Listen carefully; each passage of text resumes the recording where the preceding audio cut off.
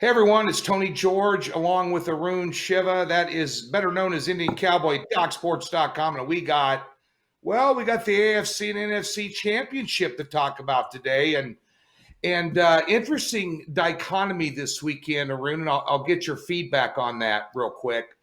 It's kind of the old guard versus the new guard. One game you have the old guard and one game you have the new guard. You got the old guard with Aaron Rodgers, who's been around for a long time in the league.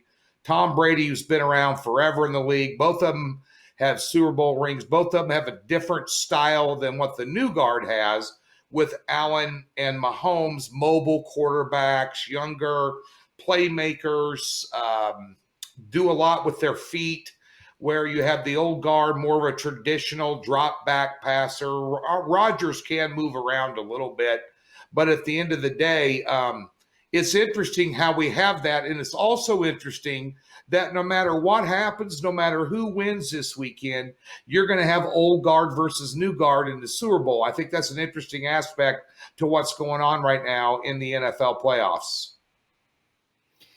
Yeah, I mean, first of all, who would have ever thought? I saw a special on ESPN about the old Buffalo Bills team. You know, that was the one with Jim Kelly and Thurman Thomas and those guys, and BB and all those guys. And it's just a city that has faced so much pain. You know what I mean? That was a Bills team that really should have won at least one Super Bowl. That was especially against the Giants. If their kicker makes that field goal, it's over. You know, and so it's great to see. I think as far as the perspective of the different cities, I think it's really interesting. You have a city of Buffalo that, you know, is kind of looked as kind of the runt of the cities in New York sometimes, in Western New York. And that fan base is so faithful. And I'm so happy for them too. As far as Kansas City, you're talking about a dynasty possibly now. You went from Andy Reid winning one title to now it's like Saban, I don't think won his first title till late in his age. And then boom, boom, boom, boom, boom. So what does this mean for Andy Reid becoming, you know, back-to-back Super Bowls? Where does that put him? You know, and Mahomes at such an early age winning back-to-back Super Bowls. But I think Mahomes finally woke up to reality and when he was concussed for the first time. And now I think no one likes the pretty boy. I mean, they love you, but you know how America is, Tony. They build you up to tear you down to build you back up again, right? Yep. We love comeback stories. We love comeback stories. We love to tear people down when they're up, and then we like to build them back up, you know. And I think Mahomes was the golden boy, and now he got concussed. And I think players are just like, I want to win, you know, I want what he has, kind of thing. So, you know, Kansas City storyline is it going to be a dynasty, you know? And as far as Tampa Bay, and the caveat here is Drew Brees is gone now for New Orleans. So what does that mean? What is Jameis Winston the answer, or are they going to find somebody else? Phillip Rivers is gone. What does that mean? So those are the two caveats there. As far as Tampa Bay is concerned, Brady, man, he got the better end of the divorce, didn't he? You know, Yep. Brady got the better end of the divorce, and that's obvious. And so that's a storyline here too. And how much does he continue to dominate? People continue to doubt him, and he continues to do great. And the final storyline is this might be Aaron Rodgers' last chance to win a Super Bowl. And because you have Jordan Love in the wings, and that'll be interesting to see what happens. But I think it's very, very important because you're seeing in front of your own eyes different guys finishing out their careers. You know, I don't know if Brady ever gets back here again. I don't know if Rodgers ever gets back here again. Mahomes, I think we can see maybe a dynasty. And honestly, I don't know if Buffalo will ever win again either, given Buffalo's history, because that AFC is going to be better next time around. So a lot of interesting storyline. I think it's a great point that you bring up about the old guard versus new guard. It's nice to see new blood, and it's not the same old Seahawks or the same old, you know, the Patriots or even the Ravens. You know, it's good to see other teams doing well.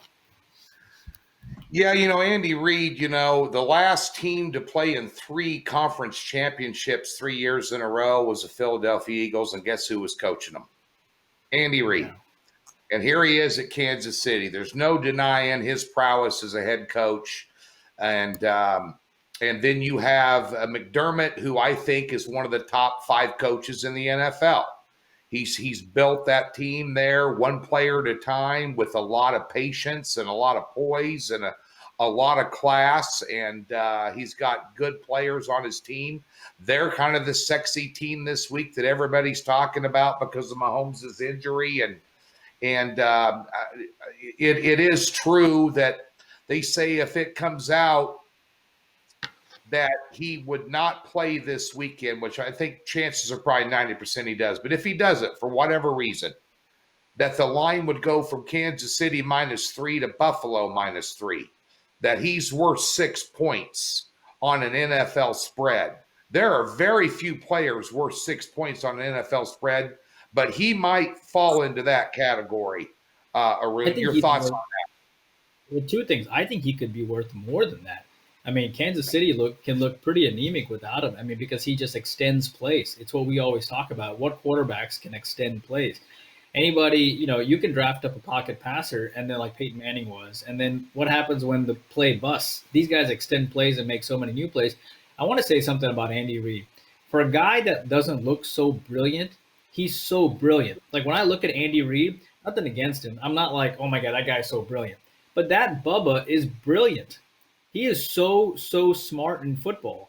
You know what I mean? And he comes off, and I don't know if it's like an act, if he just like acts like he's like, yeah, we got to do this. We probably got to do this. But this dude's one of the biggest innovators in football history, it? and he's like so like nonchalant about it. Like Belichick puts off that air that he's smarter than everybody in the room in the press conference. Andy Reid's just like a bumbling guy, and you don't think much about it. But honestly, man, he is just brilliant, right? Yeah, or behind the scenes, he's very organized. He goes Yeah. about his business, and I've always came across Andy Reid much like Tom Osborne was at Nebraska back in all those years, Nebraska, that dynasty, just very stoic type of guy that really, and I kind of equate that. So there's only 2 picks out there this weekend. Well, 4 picks, and there's some props out there too at both these games. Not as many as the Super Bowl, but there's some fun props out there. We're going to leave those alone. But I'm going to revert back to something that my mentor, Mike Lee, told me a long time ago. He said, when it comes to the playoffs and these championship games, he said, you take the best team and you bet them and you don't even look at the line because that's who's going to win it. So here we are, Kansas City, Buffalo. Who's the best team, Arun? Regarding, a cut out on me there, Tony. Who's the best team regarding? Kansas City, Buffalo. Who's the best team? Yeah, I mean, part of it has to do with, Mahomes, obviously. But I'll tell you this, Buffalo looked human against Baltimore. I mean, if it wasn't for that 101-yard pickoff return back, what happens in that game, right? Mm-hmm. So I think Kansas City will learn a lot from that game against Buffalo.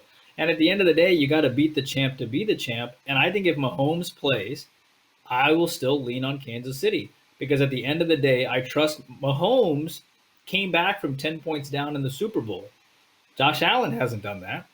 Right? Yeah. Mahomes has been against Tom Brady in the AFC Championship and went toe-to-toe against him. Right? Josh Allen beat Lamar Jackson, and everybody beats Lamar Jackson in the playoffs. So I know Buffalo is a good team, but is that not true that everybody's beating Lamar Jackson at the end of the day, Tennessee Titans beat him.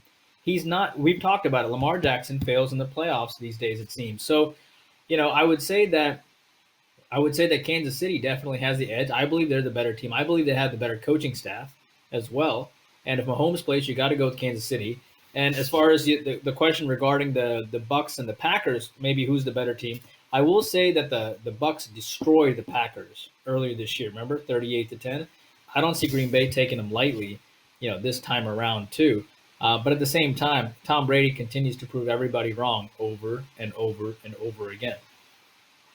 Well, two things. The two visiting teams this week, the one observation that I have is that both quarterbacks, Josh Allen and Tom Brady, were benefactors of their defense winning the game for them.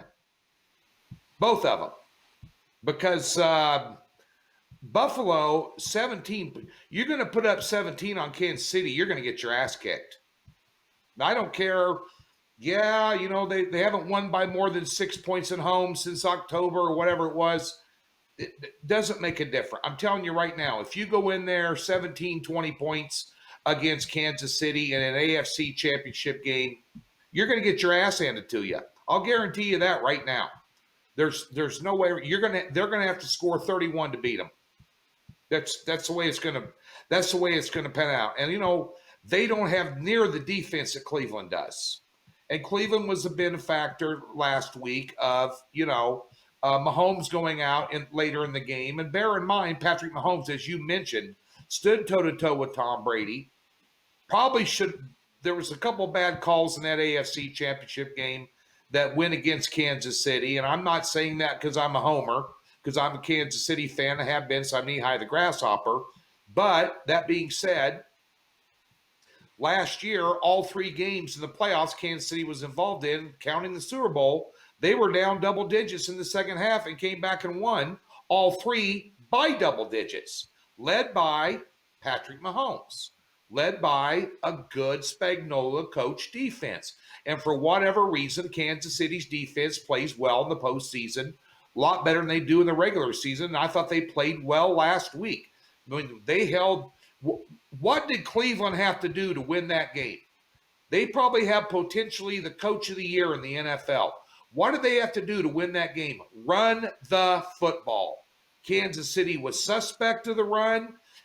You keep Mahomes and company off the field by eating clock. Nick Chubb, 18 yards in the first half. I mean, if that doesn't raise your eyebrows about the prowess of Kansas City when they know the game counts and there's no tomorrow, on the defensive side of the ball, Arun, I think you're not looking at them in the proper light. No, I agree. And the teams that lose in the playoffs are quarterbacks that have deficiencies. Lamar Jackson, we know, only throws for 100 yards a game. Deficiency. Drew Brees, we've talked about it plenty. He cannot throw the ball down the field. He hasn't been able to throw the ball down the field for about 2 to 3 years now, especially in the playoffs. And against weaker teams, it's fine, but against playoff caliber teams, they're going to exploit it. I mean, I'll tell you a funny story. I play semi-pro tennis, right? If you have one weakness, these guys will exploit the heck out of it. You know what I mean? Yep. Whatever that might be. Let's say you can't hit a backhand high. They're going to give you a top spin backhand all the way high. And can you imagine that times 10 in the NFL? So they know that he can't throw the ball deep. So that leaves you 4 quarterbacks. So the question is that, who's the weakest quarterback out of these guys? And is it Brady or Rodgers? Rodgers is suspect to a strong defensive line, right? We've talked about that before. But Brady doesn't win that game without that defense. And that Chiefs defense, you pointed it out, for whatever reason, they show up in the playoffs. And maybe he changes his game plan. But they knew that Baker was the weaker link, right? They knew Baker can't throw the ball exceptionally well. So they were like, let's just pack the box and try to make him beat us. So now they're going to do that for Josh Allen. But, Tony, the Bills can't run the ball. Yeah. So if you're the Chiefs, what are you going to do? You're going to put guys back in coverage and force Singletary to try to beat you. That's why I think the Chiefs have the edge here, because they can beat you in multiple ways. They can beat you by running the ball. They can beat you by spreading it wide. They can beat you with a good defense. I think the Chiefs are better than people. I think people are just forgot. The Bills are the new girl on the block. The people are forgetting how good the Chiefs are. Yeah, the Bills the pretty girl. There's 2 pretty girls that walk in the bar, but there's one of them that the skirt's just a little bit shorter. It's going to attract all the eyeballs right away. Going to watch her right before she sits down. That sort of thing. So on the other side of the ball, on the other side of the coin, you mentioned that Aaron Rodgers has trouble with a tough defensive line. Well, he didn't look like he had much trouble with the Rams defensive line. That was the number 1 defense in the NFL last week, and he rendered them useless. The one thing I noticed what he's done this year progressively as the season's gone along, Arun, if you observe it, and I went back and I watched some of his games against good defenses this week. I DVR a crap load of games here. Pisses my wife off because her Hallmark movie, she's got to dig through the thing to find them. But at the end of the day, the one thing that he was doing against them was he's getting rid of the ball really quick. He's neutralizing that. His release time's quicker. And I will tell you right now that Tom Brady is not going to have that defense to rely on this week to help him win a game. And I'll guarantee you Aaron Rodgers isn't going to throw 3 picks. Not up there. He's not going to do it. He's not going to do it. I think and how much emphasis do you place on as a handicapper when you're looking at this game? I guess this is my question for you out of this statement. How much emphasis do you put on revenge? Because they made Green Bay look like an ass clown first time they played them. They dominated them. I mean, they dominated them. Green Bay came out. It was kind of a okay game, first quarter they were in it, and then it snowballed on them. Anything that could possibly go wrong went wrong. Rodgers had a bad game, this, that, and the other. And it was a big wake up call for them. But how much emphasis do you place on the fact we got revenge? I'm in the NFC Championship. This might be the last time I'm here at age 36 or 37, whatever he is, especially with the division that's getting better, to be in this spot again. How much emphasis do you place on that when you're handicapping this game? We got him in Lambeau, and we got waxed by 28 points, and it's payback time. Yeah. I mean, the question that I would ask is, does a team have another team's attention as they head into the week? Sometimes you overlook certain teams because you're like, these guys are schmucks. You know what I mean? And you don't really pay attention until maybe the second or third quarter. You're like, all right, well, we got to show up. These Packers definitely have the attention. You know what I mean? Meaning that these Bucks put them on notice and destroyed them. So I think that itself will motivate them. I put a decent amount on revenge, but of course, they're both fighting for a certain amount of marbles here. So it's not like they don't know what's for stake. But the Packers have the Bucks. They know what the Bucks can do. They're definitely going to be zoned in and focused. I don't think they're going to think. I mean, I think the Chiefs somewhat thought the Browns can be vulnerable, but I think the Chiefs woke up when Patrick Mahomes went down. You know what I mean? Yeah. So in that way, I think that you have a Packers team that doesn't underestimate the Bucks at all. They know what Tom Brady can do coming back, like he did against my Falcons. They're never out. But like you said, Drew Brees is not good in the sense of a playoff quarterback, which is why the Bucks won. And now they face a competent quarterback. You have Josh Allen that beat Lamar Jackson, but Lamar Jackson is, you know what I mean, as a quarterback, and now he has to go against a healthy Patrick Mahomes. So if you look at it that way, if I'm going to have to choose a quarterback between Rodgers and Brady, I think the difference here is that these Bucks nearly lost to a Saints team with 70% of what Drew Brees can do, what he can usually do. Yeah. And the Packers, I think, had the more impressive win, to be honest. Yeah. Because that Rams defense is really good, and the Rams did beat the Seahawks on the road, and McVay's a good coach. So, so I'd have to think that my initial lean was on Green Bay simply because remember, Jordan Love has been sitting there for about a year now. So, at some point, especially if they don't get over the hump, I only give Aaron Rodgers another 2 years there because they're going to trade him. They're going to get something for him.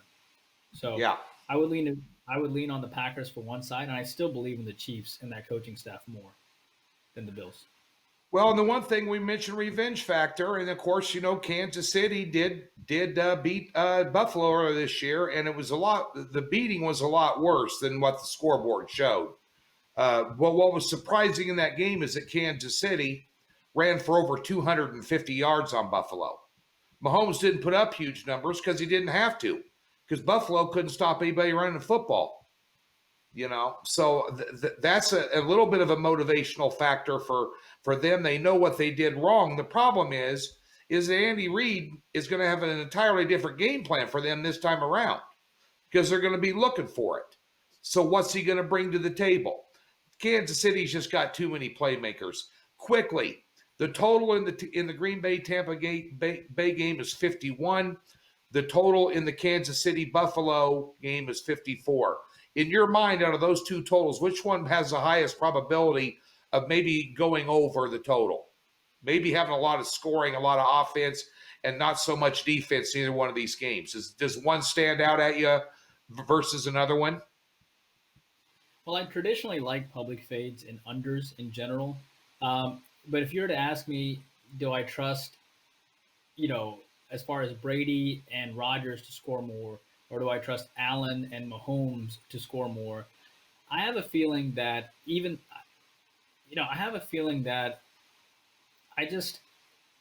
playoff games, there just tends to be a lot more defense than people think. Like that Saints game went under. You know what I mean? And I think people just assume that there's going to be a ton of points scored, blah, blah, blah. But I will say this. I think people are going to assume that Mahomes is not going to be fully healthy, and they might take a hit on the under. You know what I mean? And make other Yep. players kind of step up and blah blah blah. But I don't think so. I think he's going to be just fine. I think the Bills scored less than 20 points in their last game. So I think they're going to be motivated to maybe score more. The Bills are going to get up here. They're going to get up and they're going to play well. And I think if one game's going to go over, it's probably that game. Simply because I think the Packers and the Bucks are really going to try to establish the run to keep the other guys off the field. Let's just hope this week we're taping this on Wednesday, between now and when these games are played, that Patrick Mahomes is healthy. Number one is because I'm a Chiefs fan. Number two is because we want to see the best of the best. I want to see the best of the young guns, and I want to see the best of the old wily vets. So let's hope no COVID issues pop up or anything crazy, so we get these games at maximum capacity, maximum health for both these teams. It's going to be a hell of a weekend. We got a free $60 there for you over at DocSports.com this weekend. Come on over and get Arun's card and my card for free because our packages are $30. I'm going to have one play and one play only, and it's going to be an 8-unit play this weekend. That's it. So I'm making a big move. I'm very fond of one of these games. And I haven't had a great NFL. Matter of fact, I had a crappy NFL year this year. But let me tell you something. I've been doing this 29 years, and I know value when I see it. That hasn't changed. So that being said, college basketball, NBA going on, NHL, lot of things going on, Arun. Your thoughts quickly. I know everybody that watches this show knows you're an Atlanta Falcons fan. How do you feel about the coaching hire? I called it here on our show. Remember? I said that the Titans offensive coordinator. Bring that up. And people are probably like, who is that guy? And why would they go get that guy? And I'm like, Tony, if he can do that with Tannehill, and obviously Derrick Henry's a beast, but if he can do that with Tannehill, imagine if he actually had some decent wide receivers like Julio and Ridley and Gage and all those guys. And yeah, so I think it's a great hire. And it's not sexy now, but football coaches aren't meant to be sexy. I'm sure when they first hired Andy Reid, nobody was like Andy Reid, and then he became Andy Reid. I think this guy is really competent. I'm glad they cleaned out the front office. I think that's why they asked Phillip Rivers to announce his retirement and Drew Brees, so these free agents like Deshaun Watson and other guys let them know, hey, I don't think, to be honest, the New Orleans Saints, I don't put it past them to make a trade for Matt Ryan.